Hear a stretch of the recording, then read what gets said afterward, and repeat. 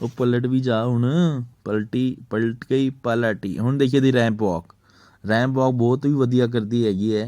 ਇਹ 3 ਵਾਰੀ ਮੰਮੀ ਬਣ ਚੁੱਕੀ ਹੈ, ਪਰ ਫਿਰ ਵੀ ਰੈਂਪ ਵਾਕ ਨਹੀਂ ਛੱਡਦੀ। ਹੁਣ ਇਹ 3 ਵਾਰੀ ਮੰਮੀ ਬਣਨ ਤੋਂ ਬਾਅਦ ਵੀ ਬਹੁਤ ਹੀ ਫਿੱਟ ਹੈਗੀ। ਤੁਸੀਂ ਹੁਣ ਫਿਰ ਦੇਖੋ, ਇਹ ਕਰੀ ਜੰਪ, ਇਹ ਜੰਪ ਕੀਤੀ। ਹਾਂ ਹੁਣ ਦੇਖੀਏ ਇਹਦੀ ਰੈਂਪ ਵਾਕ। ਫਿਰ ਮੈਂ ਇਹਦਾ ਗਾਣਾ ਵੀ ਸੋਚਿਆ ਇਹਦੇ ਲਈ, ਟਿਕ ਟਾਕ ਚੱਲਦਾ ਫਿਰਦਾ ਬਿਊਟੀ ਬੰਬ, ਟਿਕ ਟਾਕ ਚੱਲਦਾ ਫਿਰਦਾ ਬਿਊਟੀ ਬੰਬ। ਇਹ ਹੁਣ ਕਰੂਗੀ, ਥੱਲੇ ਜਾਊਗੀ।